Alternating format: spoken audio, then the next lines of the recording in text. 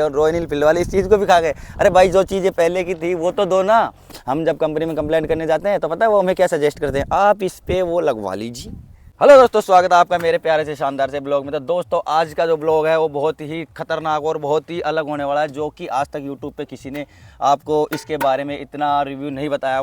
भाई अगर आप रॉयल एनफील्ड की 350 लेने का प्लान कर रहे हो तो आपका ये वीडियो देखना बहुत ही ज़्यादा ज़रूरी है। भाई मैं आज सिर्फ इस बाइक की आपको कमियां ही बताने वाला हूँ, पूरे ब्लॉग को एंड तक देखना। अगर आप लेने का प्लान कर रहे हो तो ज़रूर से ज़रूर देखना, मैं आज इसकी सिर्फ कमियां ही बताने वाला हूँ। भाई मुझे ये बाइक लिए हुए पूरे 15 दिन हो चुके हैं। 15 दिन के अंदर मैंने चलाने के बाद में मुझे जो इसके अंदर कमियाँ लगी कि आप तक पहुँचाना चाहिए, तो इसके अंदर सिर्फ कमियाँ ही मिलने वाली है। तो वीडियो को एंड तक देखते रहो। भाई सबसे पहले बात करने वाले हैं अपन इन साइड मिरर्स की। ये जो मिरर्स है भाई ये बहुत ज़्यादा वाइब्रेट होते हैं, गाड़ी स्पीड पे चलती है 50 से ऊपर से शीशे बिल्कुल ऐसे वाइब्रेट होते हैं, बिल्कुल बहुत ज़्यादा, जो कि पीछे की अपन इसकी वजह से साइड नहीं देख पाते। पहली कमी तो ये है, जो बहुत बड़ी कमी है। अगर अपन ऑन रोड हाईवे पे कहीं भी अपन कोई सफ़र कर रहे हैं इससे, तो ये समस्या तो रहने वाली है इसके अंदर, क्योंकि ये वाइब्रेट बहुत ज़्यादा रहते हैं। भाई जो सबसे बड़ी कमी रहने वाली है वो इसके अंदर ये पैर रखने की है, जो कि हर बाइक वाला, हर कंपनी ये वाला पैर रखने का देती है, क्योंकि पीछे हमारी मम्मी लोग या कोई भी फीमेल लोग बैठती है तो दोनों पैर एक साइड ही करके बैठती है। तो ये समस्या बहुत बड़ी है, ये कंपनी को देनी चाहिए। ये सबसे बड़ी कमजोरी है रॉयल एनफील्ड वालों की। भाई ये कितने का आता होगा, 100 200 300 रुपये का आता होगा, एक्स्ट्रा ले लो यार, लेकिन दे दो इसको भी ऐसे सीरीज में ऐड करके। और इसके 1700 रुपये मांगते हैं, ये गलत है, ये दे देनी चाहिए। क्योंकि स्प्लेंडर भी लेंगे, कोई भी बाइक लोगे तो ये ज़रूर आता है। ये सबसे बड़े प्रॉब्लम रहने वाले, सबसे बड़ी जो कि नहीं रहनी चाहिए, ये देना ही चाहिए कंपनी को। दूसरी इसके अंदर जो कमी है वो इस चेन कवर की है, पीछे के चैन कवर की। जो नीचे जो चैन कवर आता है वो भाई इसको देना चाहिए, क्योंकि ऊपर एक छोटा सा चैन कवर दे दिया, ये नीचे से बिल्कुल मिट्टी लेता है। देखो चेक करो, पूरी चैन पे मिट्टी लगी हुई है। और इसके नुकसान है, चैन के साथ मिट्टी जाएगी तो चैन चक्का दोनों ख़राब होने का चांस। और आगे की साइड इंजन के अंदर जो इसके वो रहने वाली है बेरिंग वेरिंग, उनमें मिट्टी जाके और इंजन में भी प्रॉब्लम आने की समस्या काफ़ी लोग बागों की ये प्रॉब्लम आई है।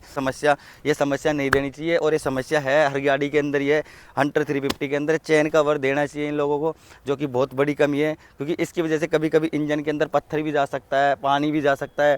तो ये कमी बहुत ज़्यादा मेरे को लगी सीरियस की, ये मेरे को आप लोगों के साथ शेयर करनी चाहिए, जो कि आपने देखी। भाई ये प्रॉब्लम सबसे बड़ी प्रॉब्लम है बुलेट के अंदर, सभी बाइकों के अंदर तो नहीं कह सकता, लेकिन हंटर 350 में तो बहुत ज़्यादा ये, जो अगर कभी गाड़ी की बैटरी डाउन पड़ गई तो मान लो कैसे स्टार्ट करो इस चीज़ को। इसमें किक ही नहीं है, देखो इसमें किक ही नहीं है। भाई यहाँ इनको किक देना चाहिए रॉयल एनफील्ड वालों को, कि मैं रिक्वेस्ट करता हूँ कि कभी गाड़ी की बैटरी डाउन पड़ गई या सेलअप में कुछ प्रॉब्लम हो गई तो किक मार के बंदा स्टार्ट तो कर सकता है कम से कम। अगर ये बैटरी डाउन हो गई तो कैसे स्टार्ट करेंगे, धक्का मार के? ज़रूर थोड़ी है कि हर जगह दो बंदे ही हो। अगर सिंगल बंदा है, गाड़ी की बैटरी डाउन हो गई या फिर सेलअप ख़राब हो गया, कुछ भी चीज़ हो गई, तो अकेला बंदा कैसे कैसे इसको धक्का मारेगा और कैसे इसको स्टार्ट करेगा? इसमें किक होता तो किक मार के स्टार्ट कर लेता ना। तो ये सबसे रियर कमी है जो कि नहीं देनी चाहिए। इसमें ऑप्शन दिया है किक लगाने का, तो भाई 100 200 500 रुपये का जो किक लगता है वो लगा के ही दे देते हैं। इससे अच्छा तो किक तो इनको देनी चाहिए यार। छोटी छोटी चीज़ें हटा के क्या ही मिलने वाला है यार, कस्टमरी कुछ नहीं हो रहा है इन चीज़ों से। कमियाँ हैं जो आपकी निकल रही है, गलत है, नहीं देनी चाहिए। कमी जो रहने वाली है वो हम लोगों के लिए बहुत ज़रूरी है जानना, क्योंकि अगर हम इस बाइक को लेकर कहीं लंबे सफ़र पे निकलते हैं तो ये चीज़ तुम्हारा जानना बहुत ज़रूरी है, सभी बाइकर्स का। तो इसके अंदर जो प्रॉब्लम है वो ये कि इंजन हीटिंग की प्रॉब्लम भी बहुत ज़्यादा है। इसका इंजन जो गर्मियों के टाइम पे इतना ज़्यादा हीट करता है कि यहाँ पे अपन पैर भी नहीं लगा सकते, मतलब यहाँ पे अपना पैर भी नहीं रख सकते, इतना ज़्यादा हीट होता है इसका इंजन। इसमें ठंडा करने का कोई ऑप्शन नहीं दिया कंपनी से। एडजॉस्ट आता है कई बाइकों में, यहाँ पे काफ़ी फैन वैन आता है, वो कुछ भी नहीं दिया। इसकी हीटिंग की प्रॉब्लम काफ़ी ज़्यादा है। मैंने पिछला जो ब्लॉग बनाया था रिव्यू में, उस पर 3 से 4 कमेंट भी आए थे कि भैया ये हीटिंग होती है। बिल्कुल भाई ये हीटिंग होती है, इसमें हीटिंग का इशू बहुत बड़ा है। ये इतनी ज़्यादा हीट होती है कि गर्मियों में तुम्हारा पैर नहीं रख सकते यहाँ पे, इतनी ज़्यादा हीट होती है। और दूसरी बात, इसके अंदर जो ग्राउंड क्लियरेंस जो बढ़ाई है उसको बढ़ाने का भी कोई मतलब नहीं है, क्योंकि तुम यहाँ पे इंजन गार्ड जब लगाओगे ना, इंजन गार्ड लगवाते हैं वो तो इतनी कितनी ग्राउंड की इसकी जो ग्राउंड की क्लियरेंस है वो उतनी आ जाती है, क्योंकि ये इंजन गार्ड लगा और उतनी की उतनी हो जाती है। तो वो बढ़ाना ना बढ़ाना कंपनी की बात बराबर ही है, उसमें कुछ भी अलग नहीं है। क्योंकि अभी ये ऊँची है, अभी इसकी हाइट ऊँची लग रही है आपको, लेकिन जैसे इंजन गार्ड लगेगा वही सेम पहले की हंटर की जितनी इसकी हाइट रहने वाली है। इतना कुछ रियर चेंज नहीं है ज़्यादा कि बहुत ज़्यादा ही अलग कर दिया है, वैसे ही है, बस नेविफिकेशन बदल दिया है यार। ये थोड़ी क्लियरेंस 10 मीटर बढ़ाई, जो ये लगाते हैं पूरे वापस चेंज हो जाने वाले हैं। तो ऐसा रियर ज़्यादा कुछ चेंज नहीं है।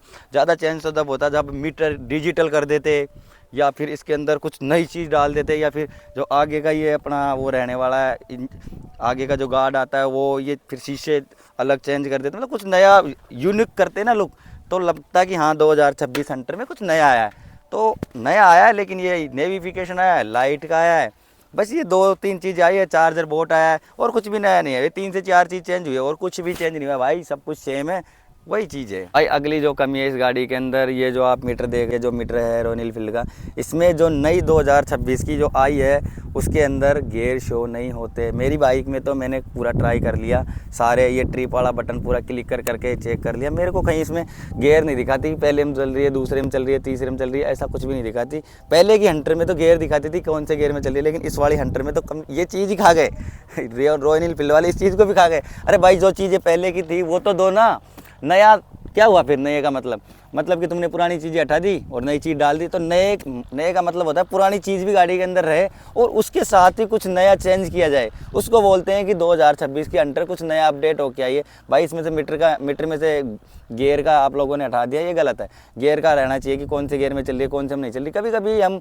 कॉल पे बात करते रहते हैं तो हमको पता नहीं था गाड़ी कौन से गियर में, और गाड़ी बार बार दब के और बंद हो जाती है, तो ये गलत है। गियर का पता लगना जरूरी है कि गियर में कौन से में चल रही है, तो ये कमी मेरे को लगी तो मैंने आप लोगों को शेयर करी। भाई जो अगली कमी है, भाई हमने इतने पैसे देते हैं, 2 से 2.5 लाख रुपए देते हैं जैसे तैसे करके कोई घर वालों को मना के ले रहा है, कोई बेचारा मजदूरी करके ले रहा है, कोई किस प्रकार ले रहा है, सब कोई अपने हिसाब से गाड़ी बेचारा लेता है। ये देखो इसके अंदर बिल्ड क्वालिटी, ये देखो, ये गाड़ी अगर 50 से ऊपर चलती है तो ये बहुत ज़्यादा वाइब्रेट करता है। उससे ज़्यादा अच्छा तो ये है नेविफिकेशन का, जो कम से कम वाइब्रेट तो नहीं करता, ये तो हवा में बहुत ज़्यादा करता ही हूँ। और हम जब कंपनी में कंप्लेंट करने जाते हैं तो पता है वो हमें क्या सजेस्ट करते हैं, आप इस पर वो लगवा लीजिए गार्ड।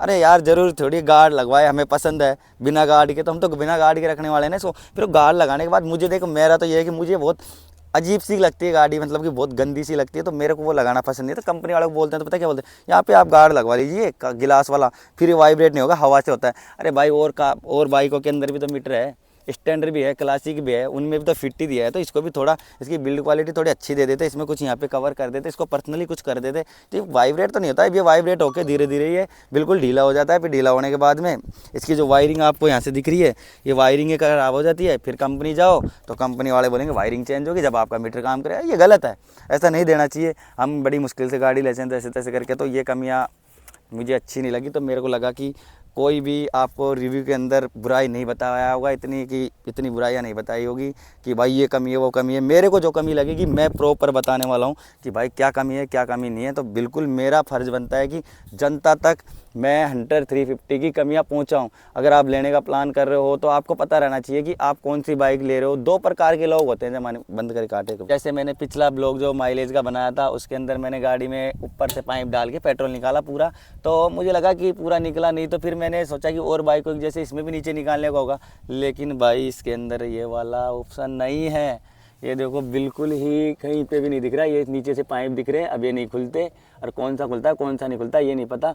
बाकी भाई कंपनी को ऑन ऑफ का तो देना चाहिए ना यार। रिज रोम का तो चलो समझ आता है, मीटर में वो आ जाता है, पेट्रोल का साइन आ जाता है, लेकिन चालू बंद का देना चाहिए ना। हम बाइक कहीं 10-15 दिन के लिए खड़े करके जाते हैं या फिर तो वो नलकियों में पेट्रोल आता जाता रहता है तो थोड़ी दिक्कत रहती है, तो ये चालू बंद का देना चाहिए। कमी है तो मुझे लगी है कमी। दूसरी चलो इसके अंदर वो ये चीज़ अच्छी थी कि बैटरी में वायरिंग डिस्कनेक्ट का दे दिया इस बार, अगर तुम लंबे टाइम के लिए खड़ी करके जा रहे हो तो डिस्कनेक्ट कर दो, लेकिन यार चालू बंद का देना चाहिए था यार कंपनी को।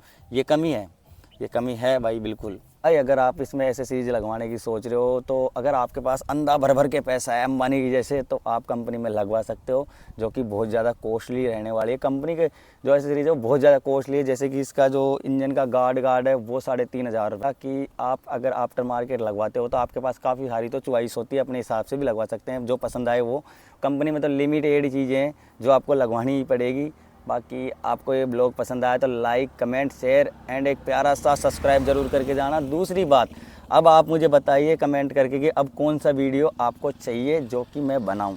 जो मेरे को कमियां लगी उस पर मैंने बना दिया, अब नेक्स्ट आपके कमेंट की ख्वाहिश पूरी की जाएगी। जैसे माइलेज की आपने बोली मैंने बना दिया उस पर, अब कमी की भी बोली कमेंटों में, काफ़ी लोगों ने कमी भी बताई कि ये कमी है वो कमी, मैंने पूरा ब्लॉग बना दिया कमी पे। लो भाई अब भर भर के देखो जो कमी है।